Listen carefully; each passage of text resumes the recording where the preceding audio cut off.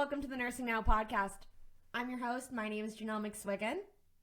Today we're going to be talking about medical writing, which is super exciting because I've been a medical writer for the past 6 years as a nurse using my nursing license to work remotely. So I'm really passionate about this and I'm really excited to share it with you today. Before someone told me about medical writing, I didn't know it was a viable option for me. So that's why I love chatting about it. I love screaming it from the mountaintops because I think it's really important to know that we can use our nursing licenses in different ways to support ourselves and our family. So today we're going to be covering all the things about medical writing. We're going to be going over what it is, how to get started, skills that you need for medical writing, what you can write, and what that means for you. In future episodes, we're going to be going over exactly the specific steps and what each step means and the micro steps for each individual step. In the previous episode, we talked about remote work, why it's conducive to clinical care, and why it's on the rise. So if you missed that, definitely go back and take a listen. We also went over different types of medical remote work that a nurse can do besides just writing. And we're going to have specific episodes on all those different topics as well as experts from those fields. So we introduced it the last episode, and now we're going to be diving into the different types of it in detail. So let's go over what medical writing is. So it's one option for nurses looking to switch to remote work. I get really excited about this because not many people know that it's an entry-level job for nurses. So what does that mean? That means you don't have to go back to school. That means you don't have to get an additional certification and add those credentials to the back of your name like the alphabet soup that we already have going on. Nurses love furthering their career through education, right? We love the DNPs. We love the certifications. We love proving that we are more than just a basic nurse, that we have sought out additional resources in a specific niche to make ourselves more profitable and more sought after. I think a lot of that has to do with imposter syndrome and the concept of just a nurse. We hear that time and time again. I'm just a nurse. But then we get the specialty certification and suddenly we're not just a nurse. We're an expert in labor and delivery because we have this specific credential that we took with this test, or we have a DNP after our name instead of just an LPN or an RN license. So it ties into nurses always looking for that validation through education or extra credentialing. The thing about medical writing is that it's entry level. So you don't need to seek out additional services for a job in this area. I'm a successful medical writer. I never went to school for journalism. I don't have an additional degree at the back of my name. And frankly, I taught myself everything on the go. So I think it really blows everyone's minds what you do and don't need to become a medical writer, because everyone thinks it's this really prestigious career path, and it definitely is, but it's not so prestigious in the way that you can't attain it just how you are. I think that every nurse at the baseline can be a medical writer, and this will go over the different skills that you need to become a medical writer. So let's dive in. What is medical writing? So a medical writer is a paid writer who researches, drafts, and writes deliverables on health or medical concepts. Just like nursing, there's a ton of sub-niches to this type of writing. So you might be a labor and delivery nurse, and similarly, you might write on labor and delivery, or you might choose a totally different area to write about. We'll go into niches in further detail.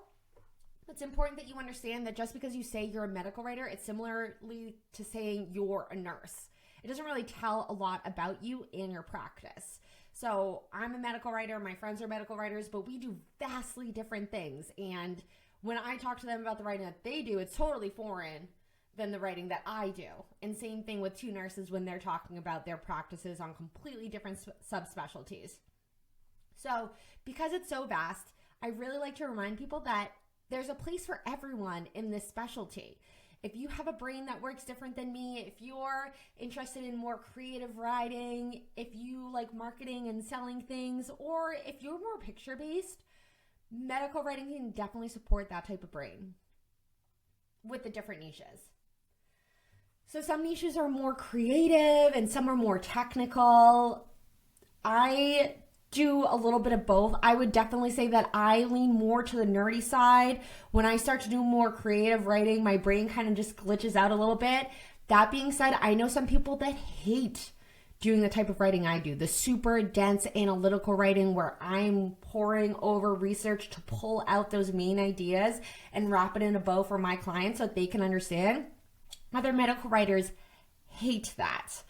That being said, when I try and come up with creative catchphrases, or when I'm writing a website landing page and I really have to work with a very limited word count to make an expressive first impression, I struggle with that. I can still do it, but man, is it so much harder for me.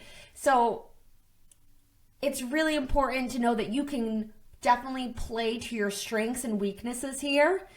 So if you weren't a traditional essay writer in school, if you are more of like a daydreamer and you just come up with these beautiful phrases or these beautiful pictures in your mind, there's definitely still space for you here. Like I said, some areas are more visual, so you might be doing infographics and that type of design work, and that's still falling within our realm. Editing is also a close companion to medical writing.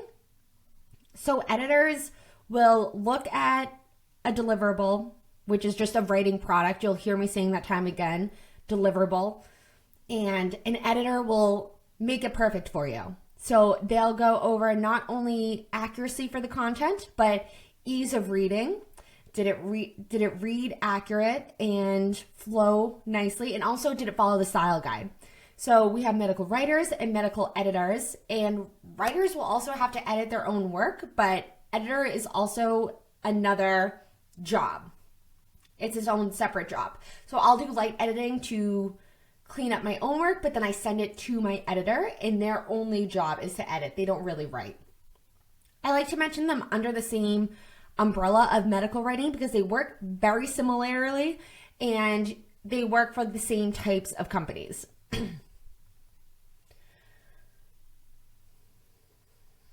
There are some important skills that you need for medical writing, but they're not the skills that you would think. You don't need to go back to school. You don't need to seek out a certification. You don't need to spend money to teach yourself more about medical writing, which is what I think is beautiful about this subspecialty. You can literally get started whenever you want. I mentioned that I taught myself on the job all of my deliverables. So what I did is I got a job and then I learned and I copied what the deliverable looked like and I reproduced that. And that's what I would do for every single job. So I have no formal training. I like to say that I'm not any smarter than you. I'm not any more tech savvy than you. I just had a drive and I made that dream come true because that's what I wanted. So we're going to go over some skills that you do need for medical writing. And I want you to keep an open mind about it because, like I said, it's not the credentialing that you're expecting. So medical writers need to write a 5-paragraph essay with an introduction and a conclusion. And if you can do that, you've pretty much written a blog. Every blog will have an introduction to introduce the information and a conclusion to wrap it up nice in a bow. They'll also have body paragraphs to really have the meat of the information. So if you've written a 5-paragraph essay in middle school, in college, then you can write a blog. If you haven't written anything in college, I wouldn't be worried about it. A lot of people show their college essays to me, and college essays aren't really like medical writing. It's not as technical a lot of the time. So if you didn't enjoy writing in college, I wouldn't write this career off completely. I don't think a lot of it has to do with that type of writing. A lot of this type of writing in medical writing has to be dumbed down to a middle school grade level because your target audience, so who you're writing to, is the general public. So the general public isn't equipped to read an essay that someone wrote in college, right? They're just average Joe off the street Googling about their health condition, and they want something that's readable. So it doesn't matter if you wrote really well in college. It really matters more if you wrote well in high school and if you can write to that again. So you don't even have to be the most complex writer. You don't have to have an incredible understanding of grammar, because you're not going to be using semicolons. You're not going to be using colons, independent clauses, dependent clauses. Throw those guys out the window. You're really not going to be using them. That being said, you do have to understand basic grammar. You have to have basic spelling down, but they make really good tools now to support you in that weren't around 5-10 years ago. So if that's not a strong point for you, I wouldn't have you write it off completely, because there are checks that you can do to support you in that. You have to be able to perform accurate research on medical topics. This is a big one. You can't write if you can't research. So you need to know the difference between Wikipedia and a medical journal. And you can't be finding your resources off of Google. You have to you mainly have to use primary sources versus secondary sources. So primary sources are the research is done for that source, and secondary sources, they will summarize the research. The issue with secondary sources are there can be bias introduced, there can be inaccuracy introduced. It's kind of like a game of telephone, right? The farther you get away from the original resource, the more distorted it can become. So you really want to be a strong researcher. That being said, if you're a little bit outdated and you're not quite sure how to research, you can definitely learn that on the fly too. I did.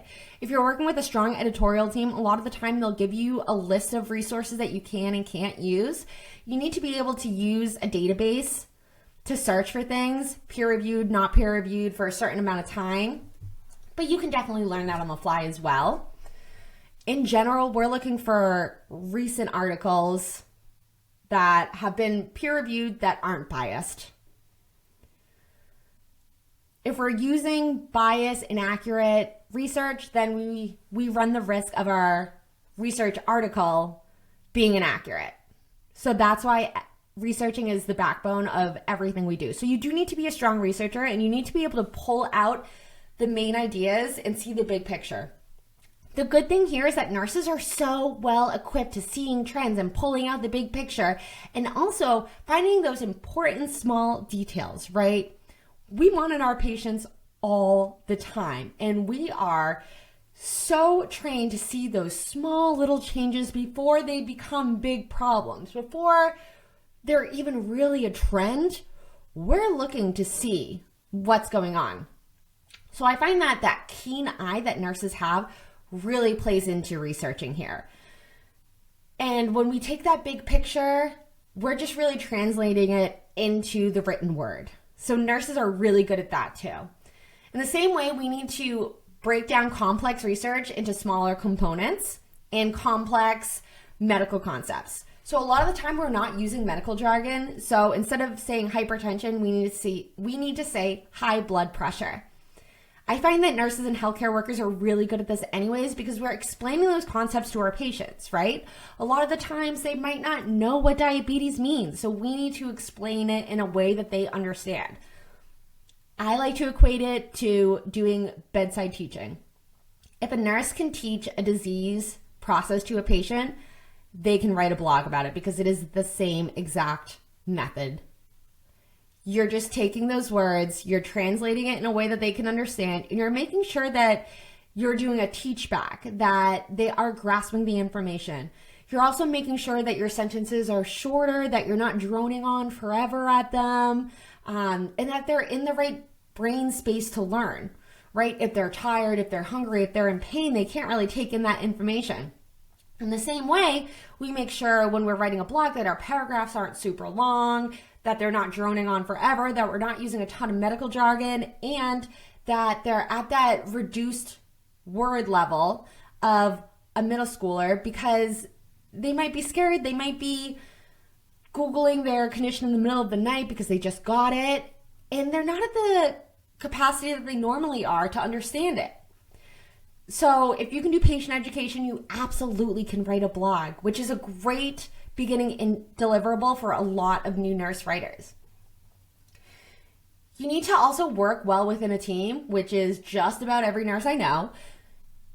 while you won't have a lot of coworkers, you will have an editor, you might have a medical director, you might be working with another medical writer, and you need to understand the life cycle of a deliverable. So you might be collaborating with another medical writer or an expert witness, and you might be shooting off questions to your editor, having light meetings, or having your deliverable sent back to edits. So you have to be cordial, respectful, and know when to ask questions, know when to be proactive, and know when to be a team player in that domain. And I find that nurses are so great at that too. As a medical writer, you do have to understand the American Medical Association writing style. I find that this is kind of common sense though. If you have written an essay in college, that is one of the things that mirrors it. So Times New Roman 12 font. I think the border is like 1.5 inches around. There are some other specific specifications that follow it, but they are also easy to learn on the go. But that's a skill that you would learn on the job. And finally, you have to use inclusive, sensitive language, which we are always doing at the bedside. We are seeing our patients when they are at their low, when they are scared, when they're alone, when they're being hospitalized. In the same way, they're seeking out information when they're not at their prime. So we need to really have an empathetic mindset when we're writing, and that really comes off in the tone and our word choice. So a lot of the time we might not say someone is suffering from cancer. We might say someone with cancer. Because when we diminish someone and say they're suffering from cancer, what type of vibe does that project on them? So we really have to think about what we're saying at all times and be really sensitive to the reader experience, which we already are at the bedside. So I really invite you to think about the list that I just said, and none of that has to do with degree in journalism or 5 years writing experience already or any of the hard experience or educational background that you might have thought. So many of those skills we already have as nurses, which is why we are so well equipped to be medical writers. So now that we figured out what a medical writer is and why nurses make amazing medical writers, we'll go into what we can write. This is one of my favorite things to chat about because it is literally endless. There is so much work as medical writers that once you get into it, there is competition, obviously, because there's competition in every role, just like nursing. But I like to say there's more than enough space for everyone in here. Like, jump on in. The water is warm. So what can you write? You can write blogs, which are pretty much information-based articles. So anytime you've Googled, why does my eye hurt? And like an article comes up, that's actually a blog, which I didn't know what a blog was. I thought a blog was kind of like those things from the early 2000s where people were writing about their daily experiences. A blog is pretty much anything on the internet these days. You can also write nursing curriculum and textbooks or NCLEX prep questions. Nurse writers write CEUs. It's important to remember that just because you're a nurse doesn't mean you even have to write nursing CEUs, which really broadens the scope for you. I've written CEUs for pharmacists, for doctors, for nurse practitioners, dietitians, and all of those, like, they're outside of my scope. I'm not in those roles. That was able to work because I did thorough research on the scope of those people, and I could reflect my work for that target audience. So that's why researching is so important for medical writing. We don't have to just write in our niche or in our scope. We can start to really broaden our deliverables to support other areas. Nurse writers can also write advertisements. So if you've ever seen a medication or drug or treatment on TV and it has the safety data at the end, and then also the entire script. That's all written by someone, and that someone is a medical writer. And it could be a nurse as well. You can also edit that information as well. And it's not only commercials on TV, it's also websites for those medications, billboards for those medications. Those medications also need to be approved by the FDA or whatever governing body is approving those medications or treatments. and it has to undergo really rigorous clinical trial testing as well as documentation on every step of the way. So a nurse writer is a really valuable member of that team because you're drafting and writing the documents for the FDA, which is incredibly important because if you draft them wrong, it will get denied. And you're also a part of the clinical trial writing as well. So you're supporting the documentation on that end. So there's a lot of work in that area because if you start to think about how many treatments, medications are going on in the US right now, and you need a nurse writer for multiple steps on that.